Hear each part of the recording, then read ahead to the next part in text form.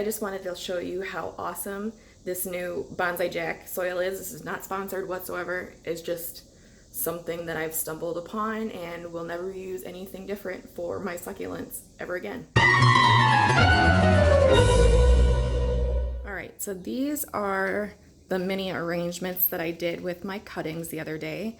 I showed you this one in the video, and then I also ended up doing a second one, and then kind of a third one. I don't know if I'd really consider this an arrangement. It was kind of just a second string, what was left over, kind of the ones that I'm really not too convinced are actually going to root and make it, but I didn't want to throw them out and wanted to give them a chance to root. So far they've done pretty good. I would be lying if I said that I didn't pull some out already to see if any have rooted.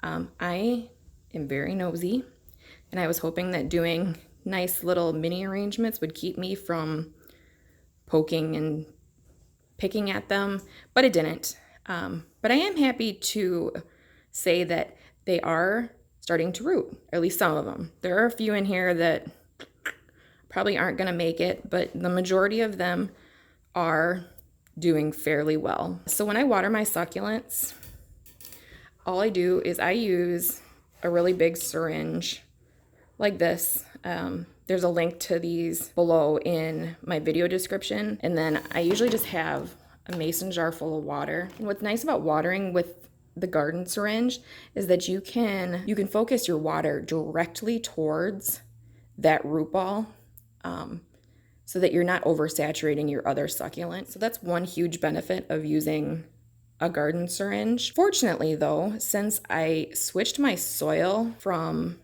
just the regular cactus and succulent mix, I'm going to take this out so you can kind of see, over to this Bonsai Jack gritty mix, I am going to tell you it's almost impossible to overwater your succulents. This drains extremely fast, but it still holds in enough moisture that your succulents are getting what they need from it, but they're not going to be sitting in oversaturated soil. So I'm going to stick him back in here. And then I do have drainage holes in the bottoms of these dishes. These are ones that I drilled holes in another one of my videos. They were just little finger bowls that I'd got on clearance at Hobby Lobby, I think. But I'm going to put these in a little container here because, like I said, it drains so fast that you will have quite a bit of water on your table if you don't. So I'm just going to go around and just give a little bit of water near the stems. All the cuttings have calloused over, so I'm not overly concerned with them absorbing too much water. And as you can see, there's already water pooling down below, but I've already given a fair amount of water to these guys, and it's probably going to be hard to see, but this mix, there is moisture in there, so it is retaining moisture. But I don't know, that's just awesome to me.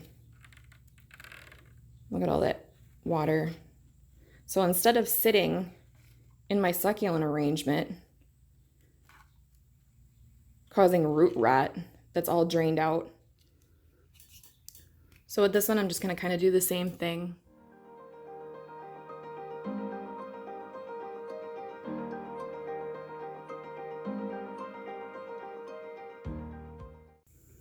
And then I'll show you.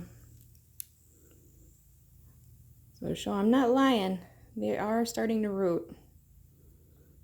So that's pretty exciting. And like I said, you'll probably get sick of hearing me talk about how awesome this soil mix is, but until you try it, you won't understand, because it has been an absolute lifesaver for my succulents, especially the ones that are more susceptible to the root rot. So unfortunately for my larger arrangements, I don't have the Bonsai Jack gritty soil mix in these, purely because I was running out of time and soil, and I didn't have enough of that soil.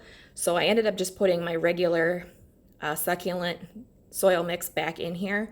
So I'm gonna be a little bit less generous with the watering on these, but the premise is just the same. It's just, you can focus your syringe right down by the root ball and really get that water exactly where it needs to be. And this type of watering really comes in handy, especially in these larger arrangements where you have a lot of different types of succulents in different sizes. So say this larger echeveria is going to need more water than say one of these little string of buttons or one of these burro's tail stems. It is nice too, when you have larger pots like this isn't exactly an ideal planter for succulents because you have a really deep planter that has all this soil that isn't being utilized by these small succulent root balls.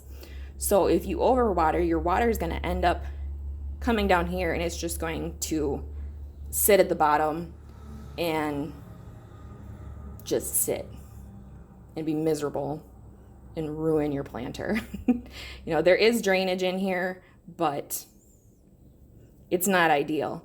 So making sure that you don't have an excess of water, especially in planters like this, is really important. All right, so this is a little update on my cutting arrangements. They are growing. I'm super excited that I haven't killed them.